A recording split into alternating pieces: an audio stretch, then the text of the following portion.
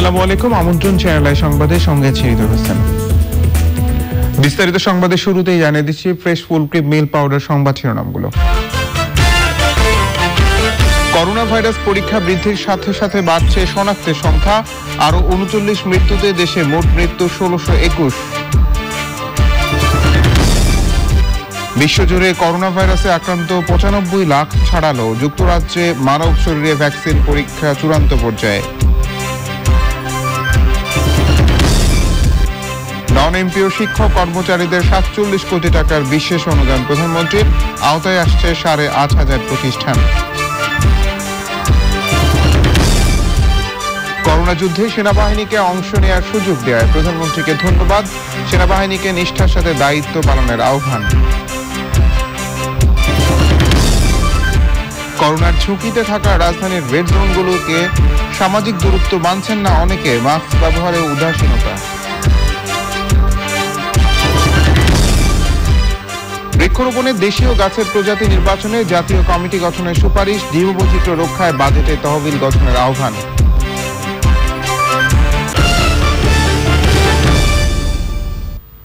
এবং ইনসেপ্টে hats off to the ফ্রন্টলাইনার্স এর রয়েছে।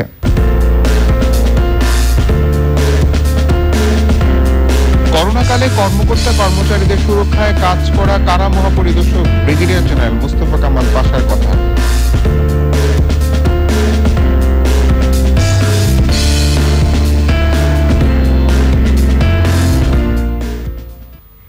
এছাড়াও সোশ্যাল ইসলাম ব্যাংক লিমিটেড বিশেষ সংবাদে থাকছে।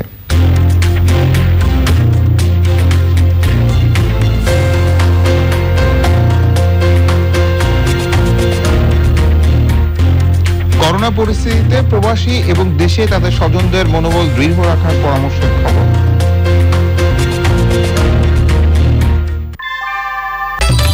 ঘরের চালের স্থায়ী সমাধান আনোয়ার সিমেন্ট শীট, সব সিজনেই ফিট। যাচ্ছে পুরো সংবাদে। যত বেশি পরীক্ষা তত বেশি করোনা ভাইরাস রোগী শনাক্ত। দেশে একদিনে ১৮,০০০ পরীক্ষায় শনাক্ত হয়েছেন প্রায় ৪,০০০। এ সময় ৩৯ জনের মৃত্যুতে মোট মৃত্যু ১৬২১। চকমালেথা রিপোর্টে বিস্তারিত। চীনের উহানে সংক্রমণ ছড়িয়ে পড়ার পর দেশে করোনার নমুনা পরীক্ষা শুরু হয় ২১শে জানুয়ারি।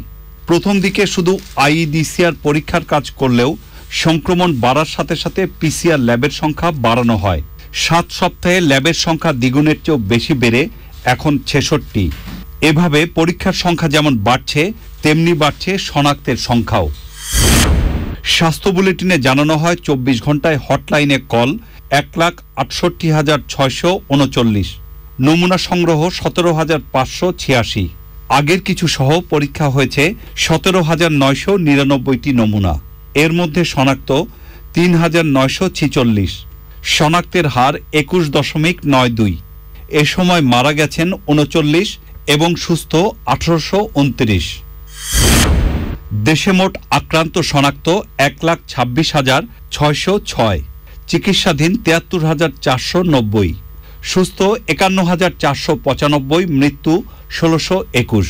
কোয়ারেন্টাইনে ৬৩,৯৯৮ এবং আইসোলেশনে ১৩,৪২৯ জন। শনাক্ত হয়েছে ৩,৯৪৬ জন এবং শনাক্তের হার ২১.৯২%। ২৪ ঘন্টা মৃত্যুবরণ করেছেন ৩৯ জন। এ পর্যন্ত মৃত্যুবরণ করেছেন ১,৬২১ জন। করোনা মোকাবেলায় সম্মুখ যোদ্ধাদের প্রতি কৃতজ্ঞতা ও শ্রদ্ধা জানান স্বাস্থ্য অধিদপ্তরের অতিরিক্ত মহাপরিচালক। প্রতিনিয়তই আমাদের চিকিৎসক, সম্মুখ যোদ্ধা, আইন শৃঙ্খলা বাহিনীর সদস্য, প্রশাসন এবং সকল পর্যায়ে যারা কাজ করছেন, অনেকে আক্রান্ত হচ্ছেন এবং অনেকে মৃত্যুবরণ করছেন, তাদের সকলের প্রতি কৃতজ্ঞতা জানাই, শ্রদ্ধা জানাই এবং তাদের এই আক্রান্ত এবং মৃত্যুবরণের কথা স্মরণ করে আমরা যেন প্রত্যেককেই সচেতন হই, সতর্ক হই, আমরা যেন আর কাউকে না হারাই এই কোভিড বা করোনা ভাইরাসে আক্রান্ত হয়ে। শতভাগ মাস্ক পরা নিশ্চিত করা না গেলে করোনা ভাইরাস মোকাবেলা করা যাবে না বলে সতর্ক করা হয় বুলেটিনে। এবং স্বাস্থ্যবিধি মেনে চলবে। চকর মালিথা, চ্যানেল আই, ঢাকা। সবাই যার যার। এবার স্বাস্থ্য বুলেটিনে বিশ্লেষণ। দিনের বুলেটিন ও সর্বশেষ পরিস্থিতি বিশ্লেষণ করে জনস্বাস্থ্য বিশেষজ্ঞ ডাক্তার লেলিন চৌধুরী বলেছেন, সরকারের উচিত শিগগির সংক্রমণের হার কমিয়ে আনার যথাযথ ব্যবস্থা গ্রহণ, করোনার নমুনা পরীক্ষা নিয়ে মানুষের মধ্যে যেন সন্দেহ তৈরি না হয় সেদিকে খেয়াল রাখা সরকারের দায়িত্ব বলে মনে করেন এই জনস্বাস্থ্য বিশেষজ্ঞ।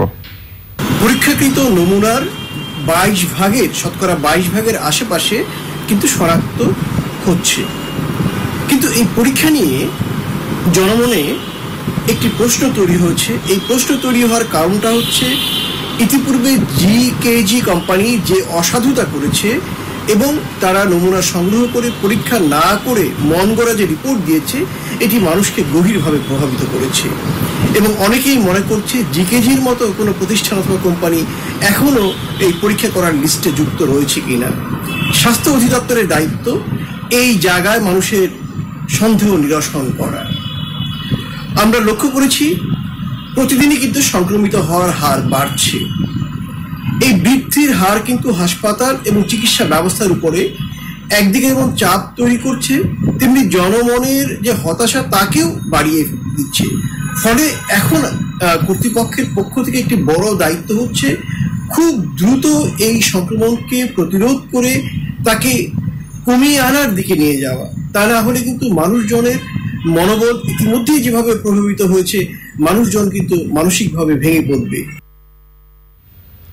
বিশ্বজুড়ে কোভিড-19 আক্রান্তের সংখ্যা 95 লাখ ছাড়িয়েছে, তবে সুস্থ হয়ে উঠেছেন প্রায় 52 লাখ মানুষ। অক্সফোর্ড বিশ্ববিদ্যালয়ের উদ্ভাবিত ভ্যাকসিনটির মানব শরীরে পরীক্ষামূলক কার্যক্রম চূড়ান্ত ধাপে পৌঁছেছে। যুক্তরাজ্যে আরেকটি প্রতিষেধকের হিউম্যান ট্রায়াল শুরু করেছে ইম্পেরিয়াল কলেজ লন্ডন। বিশ্বজুড়ে করোনা পরিস্থিতি নিয়ে সাদিম আহমেদের রিপোর্ট। যুক্তরাজ্যের অক্সফোর্ড ইউনিভার্সিটির বিশেষজ্ঞদের উদ্ভাবিত করোনা ভ্যাকসিনের হিউম্যান ট্রায়াল চূড়ান্ত ধাপে পৌঁছেছে। এই টিকা বাজারজাত করতে কাজ করে যাচ্ছে ব্রিটিশ ঔষধ প্রস্তুতকারী প্রতিষ্ঠান অ্যাস্ট্রাজেনেকা। প্রতিষ্ঠানটির সঙ্গে করোনা টিকার 40 কোটি ডোজ দেওয়ার প্রাথমিক চুক্তি সম্পন্ন করতে যাচ্ছে ইউরোপের 4 দেশ। অক্সফোর্ডের পর যুক্তরাজ্যে আরেকটি প্রতিষেধকের হিউম্যান ট্রায়াল শুরু করেছে ইম্পেরিয়াল কলেজ লন্ডন। কয়েক সপ্তাহে প্রায় 300 স্বেচ্ছাসেবকের দেহে ভ্যাকসিনটির পরীক্ষামূলক প্রয়োগ হবে। এটি সফল হলে অক্টোবরে দ্বিতীয় ধাপের ট্রায়ালে অংশ নেবেন 6000 মানুষ। করোনা ভাইরাসের ভ্যাকসিনের তৃতীয় ধাপের ট্রায়াল শুরু করছে চীন। চায়না ন্যাশনাল বায়োটেক গ্রুপের তৈরি এ ভ্যাকসিনের চূড়ান্ত ট্রায়াল হবে সংযুক্ত আরব আমিরাতে। চীনের প্রথম কোম্পানি হিসেবে এই ন্যাশনাল বায়োটেক গ্রুপ বিদেশে করোনা ভ্যাকসিনের ট্রায়াল শুরু করতে যাচ্ছে। ইউরোপের বিভিন্ন দেশে করোনা সংক্রমণের হার কমলেও বিপরীত চিত্র যুক্তরাষ্ট্রের।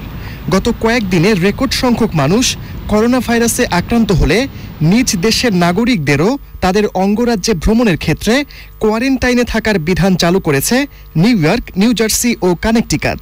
একদিনেই দেশটিতে নতুন করে 38,672 জনের শরীরে কোভিড-19 শনাক্ত হয়েছে। কোভিড-19-এর নতুন হটস্পট ল্যাটিন আমেরিকা। চলতি সপ্তাহেই এই অঞ্চলে মৃত্যু 1 লাখ ছাড়িয়েছে এবং মোট শনাক্ত রোগীর সংখ্যা পেরিয়েছে 20 লাখ। অক্টোবরের মধ্যে এই অঞ্চলে মৃতের সংখ্যা বেড়ে 3,88,000-এ পৌঁছাতে পারে বলে ধারণা করছেন গবেষকরা।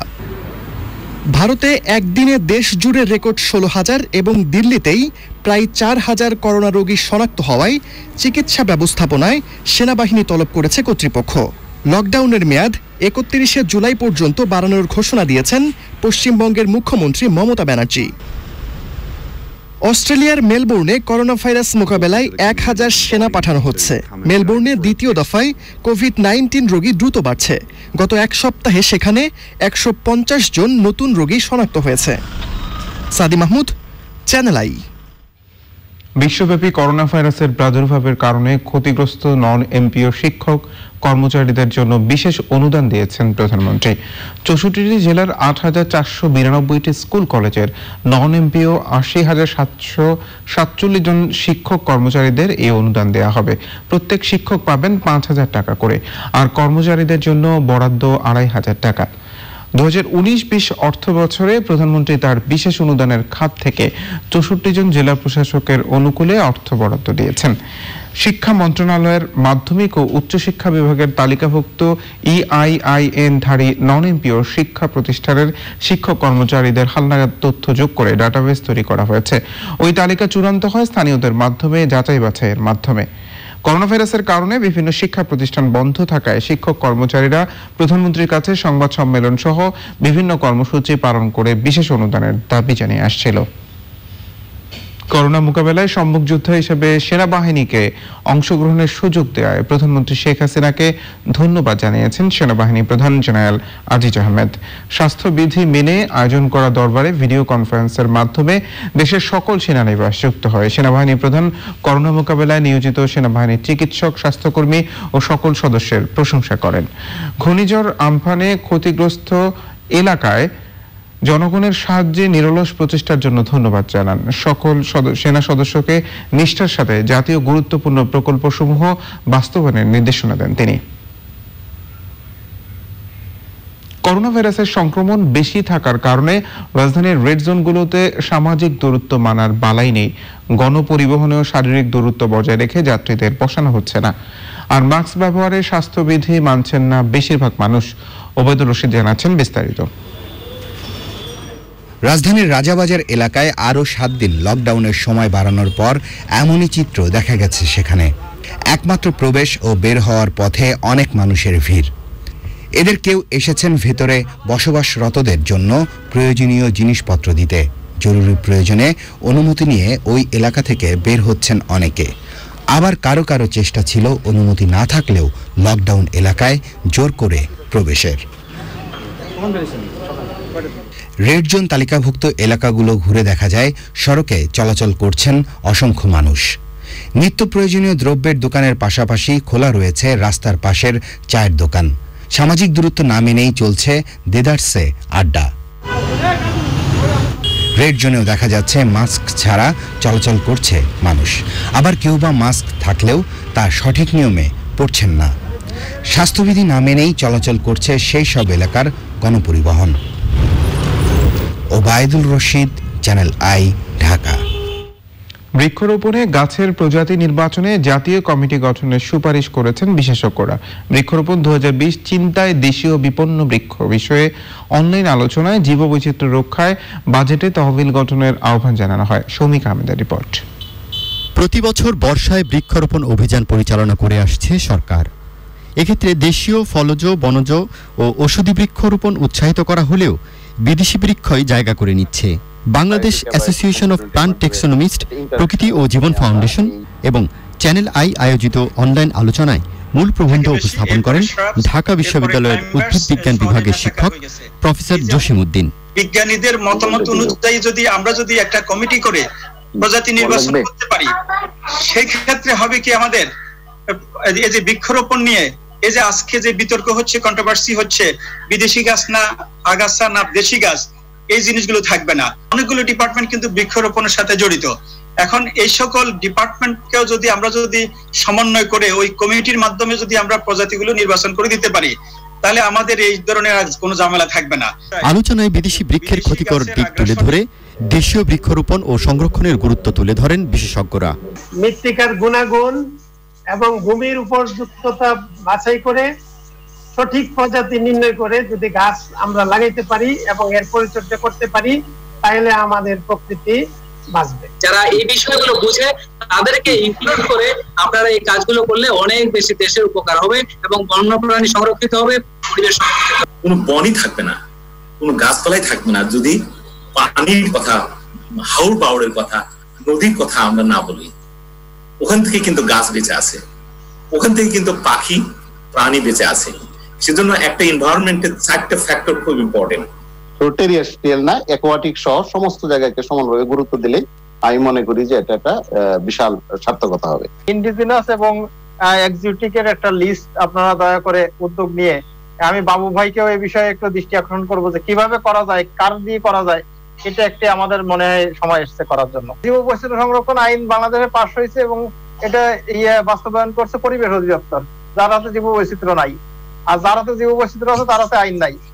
গাছ লাগানোর ক্ষেত্রে পরিবেশ, মাটি, পানি ও জীববৈচিত্র্য বিবেচনায় নেওয়ার আহ্বান জানান আলোচকরা। একটি অঞ্চল, একটি শহর কিংবা একটি নদী অঞ্চল কিংবা সমুদ্রের আশেপাশে অঞ্চল ভেদে কেমন গাছ হবে সেটি কিন্তু পরিকল্পনা এবং গবেষণার পরেই নির্ধারণ করা উচিত। বাংলাদেশের জীববৈচিত্র্য আইন 36 ধারা অনুসারে জীববৈচিত্র্য সংরক্ষণ তহবিল গঠনে বাধ্যবাধকতা রয়েছে। প্রতি বছর জাতীয় বাজেট থেকে এই তহবিলে অর্থায়ন করা হলে দেশের প্রকৃতি ও জীববৈচিত্র্য সংরক্ষণ কার্যক্রম আরো গতিশীল হবে। এটা কিন্তু সরকারের আইনেই কিন্তু এই জিনিসগুলো রয়েছে। জাতীয় গুরুত্ব বিবেচনায় প্রকৃতি ও জীববৈচিত্র্য সংরক্ষণ কার্যক্রম ত্বরান্বিত করার জন্য 20-21 অর্থবছরের জাতীয় বাজেটে জীববৈচিত্র্য সংরক্ষণ তহবিল চালু করা খুবই প্রয়োজন। এবং এটা যদি করা হয় এবং এখানে যদি ধরেন 100 কোটি টাকার মতো যদি রাখা হয়, তাহলে কিন্তু আমরা এই যে সামনে যে দুর্যোগ আসছে সেই দুর্যোগটা কিন্তু মোটামুটি মোকাবেলা করতে পারবো। তো এই ধরনের কিছু পদক্ষেপ কিন্তু সরকারিভাবে আসা দরকার এবং আমাদের এই বাজেটে এই জিনিসগুলো কিন্তু রাখা দরকার। তো এখনো যেহেতু প্রস্তাবিত বাজেট এটা এখনো পাস হয়নি, সুতরাং আমি মনে করি আমাদের কিন্তু এই জিনিসটা কিন্তু জোরালোভাবে তুলে ধরা দরকার এবং অর্থমন্ত্রী যাতে এই জিনিসগুলো তার এই প্রস্তাবিত বাজেটে শেষ পর্যন্ত ইনক্লুড করতে পারেন। শতবর্ষী গাছ রক্ষণাবেক্ষণ ও নগরের সৌন্দর্য বর্ধনে দেশীয় গাছ লাগানোর পরামর্শ বিশেষজ্ঞদের। Soumik Ahmed, Channel I, Dhaka. মুজিব বর্ষে প্রাথমিক ও গণশিক্ষা মন্ত্রণালয়ের বই কেনা প্রক্রিয়ায় অস্বচ্ছতার অভিযোগ করেছে বাংলাদেশ জ্ঞান ও সৃজনশীল প্রকাশক সমিতি। কমিটি গঠন করে নিয়ম মেনে সব লেখকদের সমান সুযোগ দিয়ে স্বচ্ছ প্রক্রিয়ায় বই নির্বাচন ও কেনার আহ্বান জানিয়েছে সমিতির সভাপতি। তবে প্রাথমিক শিক্ষা অধিদপ্তরের দাবি নিয়ম মেনে বই কেনা হচ্ছে। আফরোজা হাসির রিপোর্ট। মুজিব বর্ষে বঙ্গবন্ধু ও মুক্তিযুদ্ধের উপর লেখা বই কেনার ঘোষণা দেয় প্রাথমিক ও গণশিক্ষা মন্ত্রণালয়। এজন্য মন্ত্রণালয়ের বরাদ্দ প্রায় 150 কোটি টাকা। তবে প্রকাশকদের কাছে বইয়ের তালিকা চাওয়া কিংবা বই বাছাইয়ে কমিটি গঠন না করেই বই কেনা হচ্ছে বলে অভিযোগ বাংলাদেশ জ্ঞান ও সৃজনশীল প্রকাশক সমিতির। প্রাথমিক ও গণশিক্ষা অধিদপ্তরের যে বই ক্রয় করা হয়েছে সেখানে প্রকাশকদের কাছ থেকে কোনো তালিকা আহ্বান করা হয়নি এবং কোনো লেখক বা প্রকাশনা বিশেষজ্ঞ প্রকাশকদের সমন্বয়ে বই বাছাইয়ের জন্য কোনো কমিটি গঠন করা হয়নি।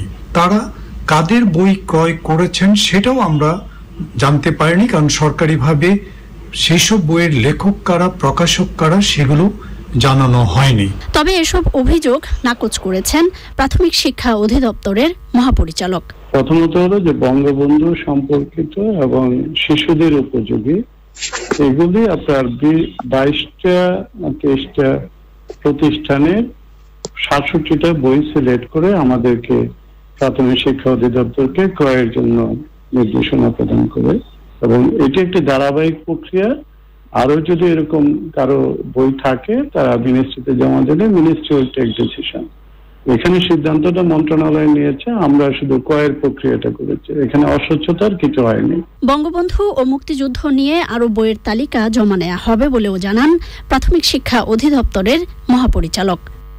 আফরোজা হাসি, চ্যানেল আই, ঢাকা। এবার Incepta hats off to the ফ্রন্টলাইনার্স।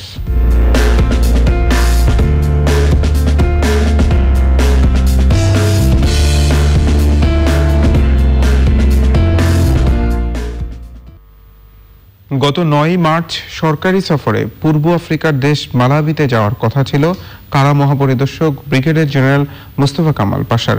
প্রস্তুতি যখন সম্পন্ন ঠিক তখনই বাংলাদেশে করোনা পরিস্থিতির অবনতি ঘটতে শুরু করে। সফর বাতিল করে তিনি নেমে পড়েন বন্দী ও কারা কর্মকর্তা কর্মচারীদের সুরক্ষায়। রাত দিন বন্দীদের নিরাপত্তা বিধানে কাজ করে যাওয়া সম্মুখভাগের এই করোনা যোদ্ধাকে নিয়ে রিপোর্ট করছেন মুরসালিন বাবলা। কিশোরগঞ্জের সরারচর গ্রামে 1963 সালে জন্ম AKM মোস্তফা কামাল পাশার। ঢাকা কলেজ থেকে এইচএসসি পাশের পর ভর্তি হন ময়মনসিংহ মেডিকেল কলেজে। ছাত্রজীবনে তুখোর মেধাবী বিতার্কিক ও আবৃত্তিকার পাশা 1989 সালে বাংলাদেশ সেনাবাহিনীতে চিকিৎসক করে কমিশন প্রাপ্ত হন। অপারেশন কুয়েত পুনর্গঠনে অংশ নিয়ে লাভ করেন কুয়েত সেনাপ্রধানের প্রশংসাপত্র। চাকরিকালীন সময়ে এনডিসি কোর্স শেষ করার পাশাপাশি নিপসম থেকে এপিডেমিওলজিতে মাস্টার্স এবং 2015 সালে এমফিল ডিগ্রি অর্জন করেন। বর্তমানে তিনি কারা অধিদপ্তরে মহাপরিদর্শক হিসেবে কর্মরত। দেশব্যাপী করোনা ভাইরাস ছড়িয়ে পড়লে প্রায় 1 লাখ বন্দী ও কারারক্ষীদের নিরাপত্তায় প্রশংসনীয় ও সাহসী উদ্যোগ গ্রহণ করেন তিনি। বাংলাদেশের জেলখানাতে যেন করোনার বিস্তৃতি না ঘটতে পারে সে কারণে আমরা প্রতিরোধের ব্যবস্থা গ্রহণ করি, পাশাপাশি যেন কোনো অস্থিতিশীল পরিস্থিতি তৈরি না হয় সে ব্যাপারেও আমরা আমাদের পদক্ষেপসমূহ গ্রহণ করি। আমরা বিভিন্ন জেলখানাগুলোকে আত্মীয় স্বজন যেন দেখা সাক্ষাৎ না করতে পারে সেটা আমরা বন্ধ করে দিই। কোনো গুজব ডালপালা মেলতে না পারে সেটিরও ব্যবস্থা করি। 250 জন বন্দীর জন্য একটি করে টেলিফোন বুথ স্থাপন করি এবং প্রতি সপ্তাহে 5 মিনিট করে কথা বলার ব্যবস্থা করে দিই।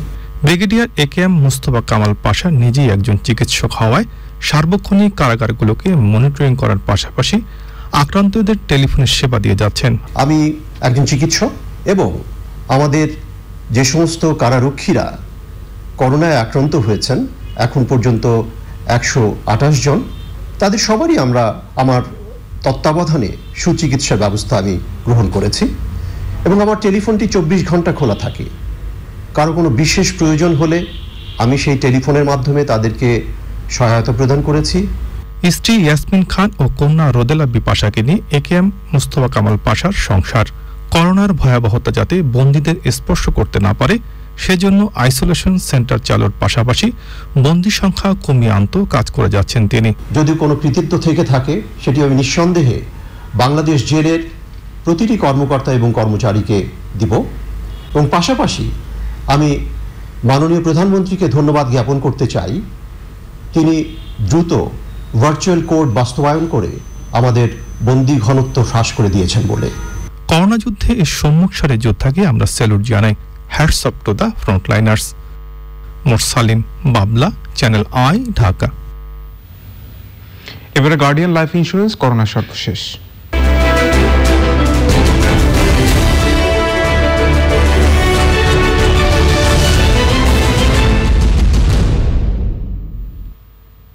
সংবাদের এই পর্যায়ে করোনা ভাইরাস পরিস্থিতির সবশেষ আপডেট জানাতে বার্তা কক্ষ থেকে যুক্ত হচ্ছেন তারিকুল ইসলাম মাসুম। সরাসরি তার কাছে যাচ্ছে। মাসুম, আপনি নিশ্চয়ই শুনতে পাচ্ছেন। করোনা পরিস্থিতি নিয়ে আপনার কাছে ঠিক এই মুহূর্তে কি কি তথ্য আছে আমাদের জানাবেন।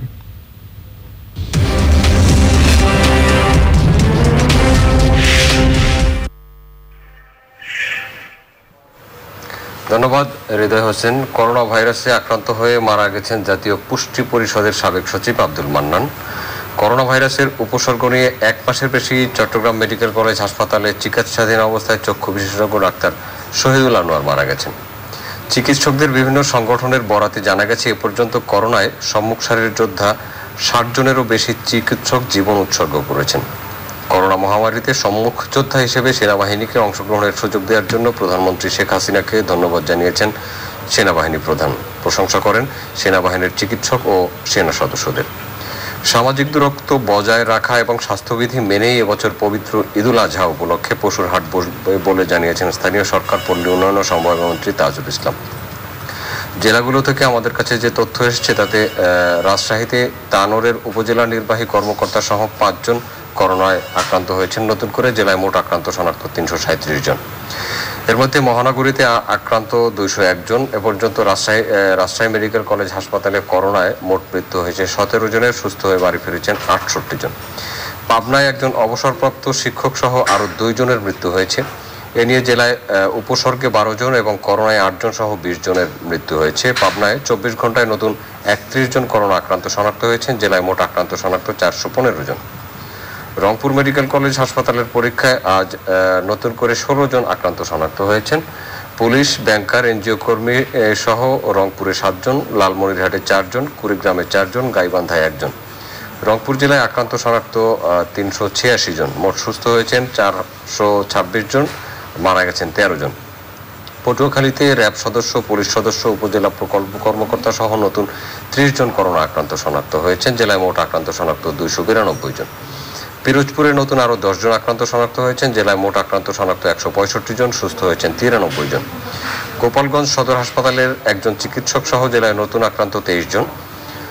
17 জন চিকিৎসক সহ জেলায় মোট আক্রান্ত শনাক্ত 562 জন।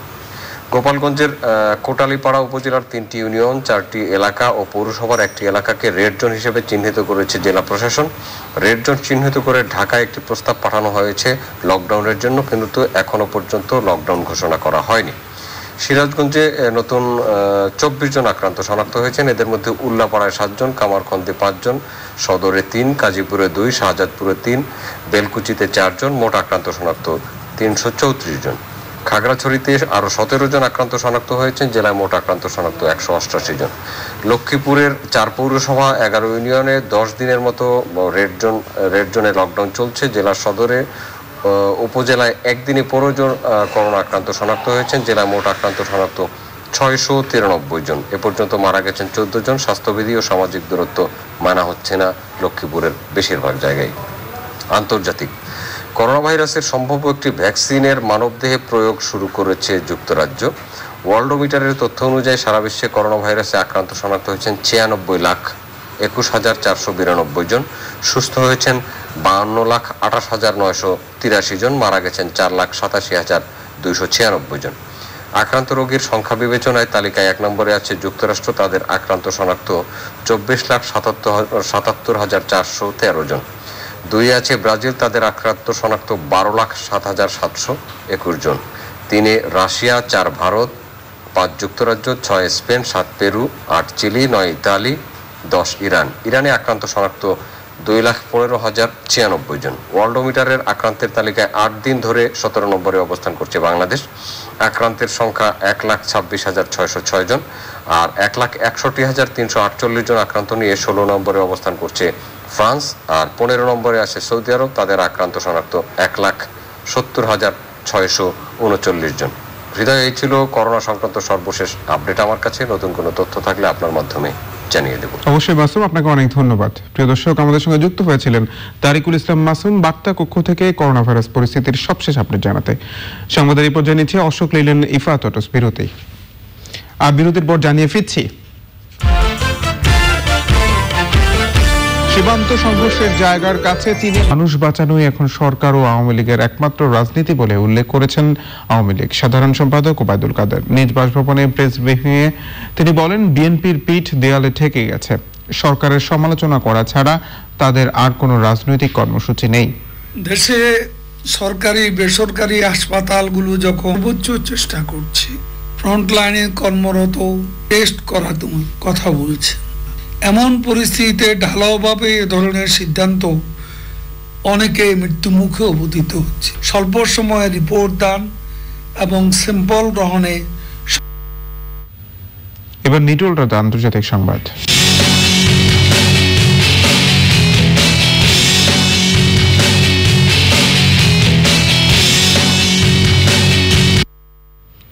ভারতের সঙ্গে সীমান্ত সংঘর্ষের জায়গার কাছে নতুন স্থাপনা তৈরি করেছে চীন। সবশেষ স্যাটেলাইট থেকে পাঠানো ছবিতে সামরিক হার্ডওয়্যারের জন্য বাংকার, তাঁবু এবং স্টোরেজ ইউনিট দেখা যাচ্ছে, যেখানে গত মাসে কোনোটিই ছিল না। অন্যদিকে চীনকে নিয়ে হিসাবে ভুল করলে ভারতকে চরম মূল্য দিতে হবে বলে মন্তব্য করেছে চীনের রাষ্ট্রীয় সংবাদ মাধ্যম গ্লোবাল টাইমস। সংবাদ মাধ্যমটির একটি প্রতিবেদনে বলা হয়েছে, গালওয়ান উপত্যকায় দিল্লির উস্কানিতে সীমান্ত সংঘর্ষের পর ভারতে জাতীয়তাবাদী মনোভাব চরমভাবে বাড়ছে। তবে বিশেষজ্ঞরা বলছেন, চীনা পণ্য বয়কট করা ভারতের জন্য ভালো কিছু বয়ে আনবে না। এবার সোশ্যাল ইসলাম ব্যাংক লিমিটেড বিশেষ সংবাদ।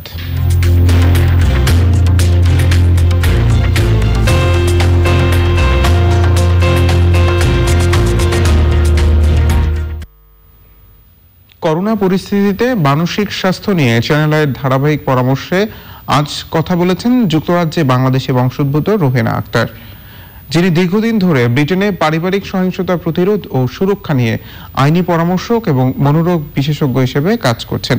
তিনি আজ পরামর্শ দিয়েছেন করোনাকালীন সময়ে প্রবাসী এবং দেশে তাদের স্বজনদের মনোবল দৃঢ় রাখার বিষয়ে। One particular issue in regards to the COVID-19 and how it's affecting us. I understand and I'm aware that it's affecting many people out there. Corona virus মহামারীর এই দুঃসময়ে সবাই দুশ্চিন্তায় রয়েছে। পৃথিবীর বিভিন্ন দেশে বসবাসকারী প্রবাসী বাংলাদেশিরা নিজেদের নিয়ে যেমন দুশ্চিন্তায় আছেন, তেমনি তারা ভাবছেন দেশে তাদের আত্মীয় স্বজনদের কথা। আবার একইভাবে বাংলাদেশে যারা আছেন তারা নিজেদের নিয়ে দুশ্চিন্তা থাকার পাশাপাশি ভাবছেন তারা অতি প্রিয়জনদের নিয়ে যারা এখন প্রবাস জীবনেও সংকটে রয়েছেন।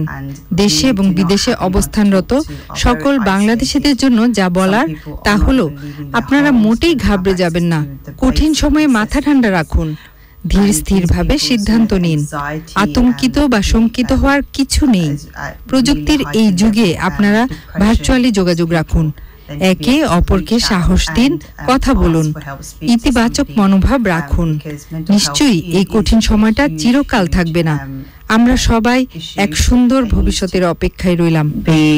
Spoken about a bit more awareness needs to be raised, so please find somebody, talk to somebody. এবার গার্ডিয়ান লাইফ ইন্স্যুরেন্স অর্থনীতি সংবাদ।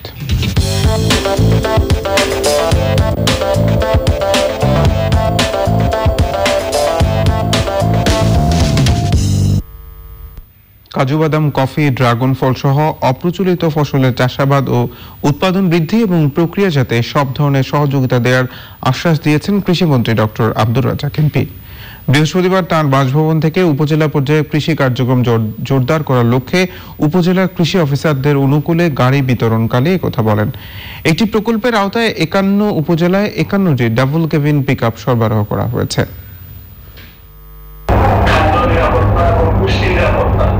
এটা অর্জন করার জন্য, এটাকে নিশ্চিত করার জন্য এই গাড়ির প্রয়োজন রয়েছে।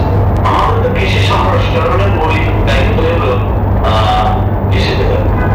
কৃষি প্রযুক্তি, যে উৎপাদনের প্রযুক্তি, সেই প্রযুক্তিগুলো মাঠ পর্যায়ে নিয়ে যাওয়া এবং চাষিরা যাতে এটি গ্রহণ করে তাদের বিভিন্ন ফসলের উৎপাদনে সার্বিক উৎপাদনশীলতা বৃদ্ধি করা এবং উৎপাদন বৃদ্ধি করা।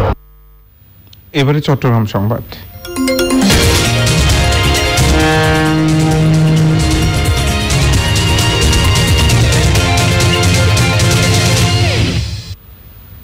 করোনা সংকট মোকাবেলায় সামাজিক দায়বদ্ধতার অংশ হিসেবে চট্টগ্রামে বিজিএমই হাসপাতালকে কোভিড-19 আইসোলেশন সেন্টার ও ফিল্ড হাসপাতাল হিসেবে রূপান্তর করা হয়েছে। বিজিএমইর সহসভাপতি মোহাম্মদ আব্দুস সালামের তত্ত্বাবধানে ইতিমধ্যে ফিল্ড হাসপাতাল চালুর সকল প্রস্তুতি সম্পন্ন হয়েছে। পরিচালক এনামুল আজিজ চৌধুরী জানান, 3 তলা বিশিষ্ট 16,500 বর্গফুটের এই ফিল্ড হাসপাতালে 50 শয্যার হাই ফ্লো অক্সিজেন সরবরাহের ব্যবস্থা নেওয়া হয়েছে। হাসপাতালে গার্মেন্টসের শ্রমিক কর্মচারী ছাড়াও পার্শ্ববর্তী এলাকার হতদরিদ্র মানুষও বিনামূল্যে চিকিৎসা সেবা পাবে। এবার পূবালী ব্যাংক লিমিটেড কৃষি সংবাদ।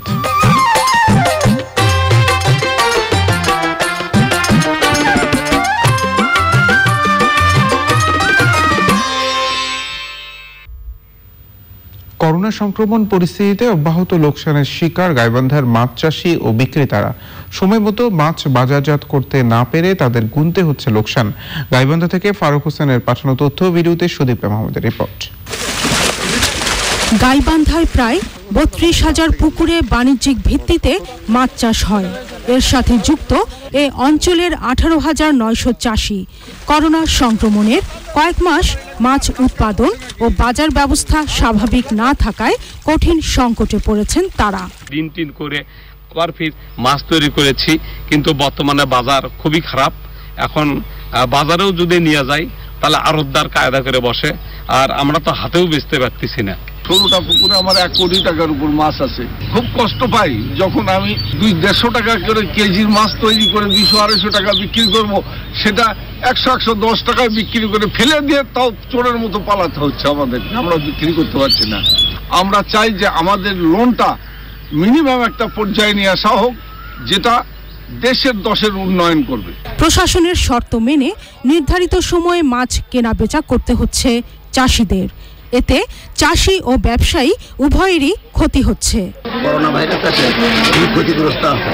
যারা হয়তো 100 টাকা কেজি কিনছে, বাজার বিক্রি হচ্ছে না, বাজার বিক্রি হচ্ছে 80 টাকা 90 টাকা কেজি, তাতে লস হচ্ছে।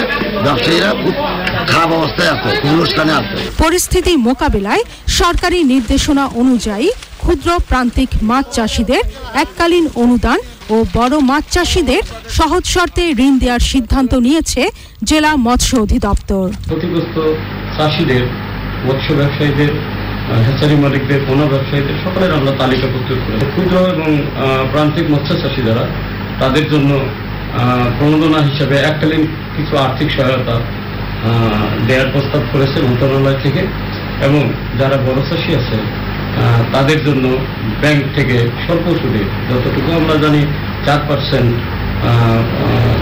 সরল সুদে ঋণের জন্য আমরা ব্যাংকগুলোর সঙ্গে যোগাযোগ রাখতেছি। অচিরেই আমাদের মৎস্য খাতে আমরা ঋণ প্রদান করতে সক্ষম হব। Sudipta Mahmud, channel I. এখন দেখবেন প্রকৃতি সংবাদ।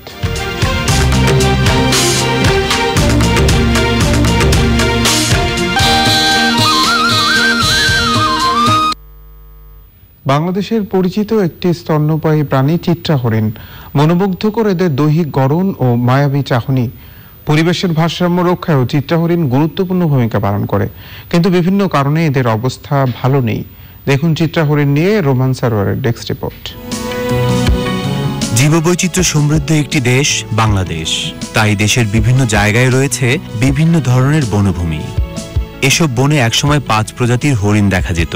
এদের কোনো প্রজাতি বিলুপ্ত হয়েছে, কোনো প্রজাতি বিলুপ্তির দ্বার প্রান্তে রয়েছে। বর্তমানে চিত্রা হরিণের সংখ্যা তুলনামূলকভাবে বেশি দেখা যায়। চিত্রা হরিণ প্রকৃতির অনন্য সুন্দর একটি প্রাণী। এর দেহ লালচে বাদামি লোমে আবৃত, যাতে সাদা সাদা ফোঁটা থাকে। একসময় বাংলাদেশের প্রায় সকল বনে এদের অবাধ বিচরণ ছিল, এখন নির্দিষ্ট কিছু জায়গায় সীমাবদ্ধ হয়ে পড়েছে। চিত্রা হরিণ সবচেয়ে বেশি দেখা যায় সুন্দরবনে। এখানকার হরিণ মূলত কেওড়া, বাইন, গড়ান ও কাকড়া গাছের কচি পাতা ও ফল খেয়ে থাকে। বিভিন্ন কারণে চিত্রা হরিণ হুমকির মুখে রয়েছে। বনভূমি উজাড় ও অবৈধ শিকার চিত্রা হরিণের জন্য সবচেয়ে বড় হুমকি।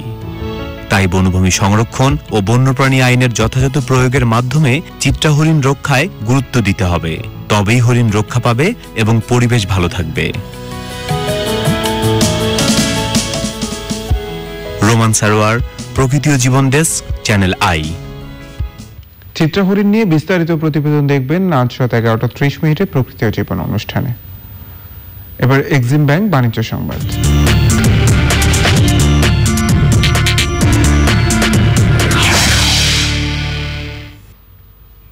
ঢাকা স্টক এক্সচেঞ্জে বৃহস্পতিবার আগের কার্যদিবসের চেয়ে ডিএসইএক্স সূচক 5 পয়েন্ট বেড়ে ৩,৯৬৯ পয়েন্টে দাঁড়িয়েছে। তবে লেনদেন হওয়া বেশিরভাগ কোম্পানির শেয়ারের দাম অপরিবর্তিত রয়েছে। হাতবদল হয়েছে 265টি কোম্পানির 68 কোটি 35 লাখ টাকা শেয়ার মিউচুয়াল ফান্ড, যা আগের কার্যদিবসের চেয়ে 14 কোটি 22 লাখ টাকা বেশি। এর মধ্যে দাম বেড়েছে 29টির, কমেছে 16টির এবং অপরিবর্তিত রয়েছে 220টি কোম্পানির শেয়ারের দাম। সংবাদে আবার নিচ্ছে অশোক লিনা নিফাত বিরতি। আর বিরতির পর জানিয়ে ফিরছি